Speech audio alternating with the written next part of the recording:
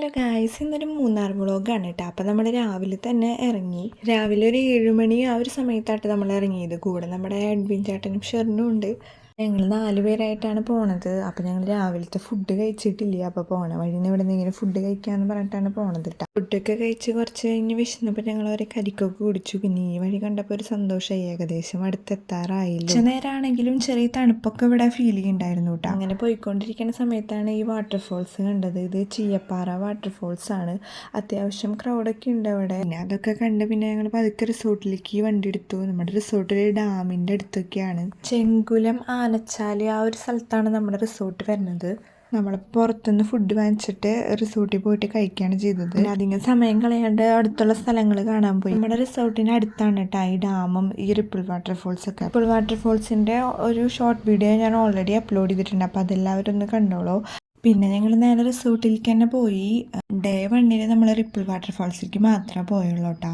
പിന്നെ റിസോർട്ടിലെത്തി ഫുഡ് കഴിച്ചിട്ട് പിന്നെ നേരെ പൂളിൽ തന്നെയായിരുന്നു. അത്യാവശ്യം ബഡ്ജറ്റ് ഫ്രണ്ട്ലി ആയിട്ടുള്ള റിസോർട്ടാണ് കേട്ടോ ഇത്.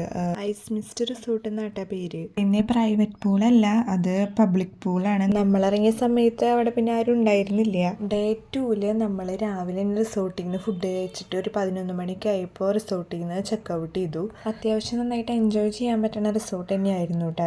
പിന്നെയാണ് കുറച്ച് സ്ഥലങ്ങളൊക്കെ കാണാൻ വേണ്ടിയിട്ട് പോയി. ഈ സ്ഥലം നല്ല ഭംഗിയുണ്ടായിരുന്നു കേട്ടോ കാണാൻ. ഇത് ഇരവിക്കുളം നാഷണൽ പാർക്കിലേക്ക് പോണ ഒരു വഴിയാണ്. എത്രയൊക്കെ മാങ്ങ നമ്മുടെ വീട്ടിലുണ്ടെന്ന് പറഞ്ഞാലും ഇവിടെ നിന്ന് മാങ്ങ വാങ്ങിച്ച് കഴിക്കണത് ഒരു പ്രത്യേകത തന്നെയാണല്ലേ. പിന്നെ ഞങ്ങൾ അവിടെ എത്തി. അവിടെ ചെറിയ മഴയൊക്കെ പെയ്യുണ്ടായിരുന്നു. പിന്നെ ഞങ്ങൾക്ക് വരയാടിനെ കാണാനൊന്നും പറ്റിയില്ല. പിന്നെ ഈ ഒരു ആടിനെ കണ്ട് അഡ്ജസ്റ്റ് ചെയ്തു. പിന്നെ ഇതായിരുന്നു ട്രിപ്പ് കളറാക്കിയ മെയിൻ ഫോട്ടോ പോയിന്റ്. ഇതിന്റെ ഒരു ഷോർട്ട് വീഡിയോ ഞാൻ ഓൾറെഡി അപ്ലോഡ് ചെയ്തിട്ടുണ്ട്. അപ്പോൾ നിങ്ങൾ എല്ലാവരും ഇത് കണ്ടോളൂ കേട്ടോ. ഇവരെടുത്ത് തന്ന ഫോട്ടോസും ഞാൻ കമ്മ്യൂണിറ്റി പോസ്റ്റിൽ ഇട്ടിട്ടുണ്ട്. അപ്പോൾ അതും ഇഷ്ടമായ ലൈക്കൊക്കെ ചെയ്തോളാം. പിന്നെ നമ്മുടെ വീഡിയോ ഇഷ്ടമാണെങ്കിൽ സബ്സ്ക്രൈബും കൂടി ചെയ്തോളാം കേട്ടോ. ഇവിടെ നമ്മൾ കുറച്ചധികം നേരം നിന്നു. നമ്മുടെ ഫോട്ടോസ് എടുത്ത് കഴിയുമ്പോഴേക്കും അവിടെ മഴ പെയ്തു തുടങ്ങി. പിന്നെ ഞങ്ങൾ അടുത്ത സ്ഥലത്തേക്ക് പോയി. ഇതാണ് മാട്ടുപ്പെട്ടി ഡാം. മാട്ടുപ്പെട്ടി ഡാമിലെ മെയിൻ ആക്ടിവിറ്റി എന്ന് പറയുന്നത് ബോട്ടിംഗ് ആണ് കേട്ടോ. ഞങ്ങളാരും ബോട്ടിങ്ങിന് പോയില്ല. രാവിലത്തെ ട്രാവലിങ്ങും മടിയൊക്കെ ആയിട്ട് പിന്നെ ഞങ്ങൾ പോയില്ല. ഇവിടെ നിന്ന് കുറച്ച് ഷോപ്പിംഗ് ഒക്കെ ചെയ്തു. എനിക്ക് ഇവിടുത്തെ ക്യാരറ്റ് വാങ്ങണം നല്ല ആഗ്രഹം ഉണ്ടായിരുന്നു. അപ്പോൾ ഞങ്ങൾ ക്യാരറ്റ് ഒക്കെ വാങ്ങിച്ചിട്ട് പിന്നെ വീട്ടിലേക്ക് പോയി. അപ്പോൾ ഓക്കെ, ബൈ.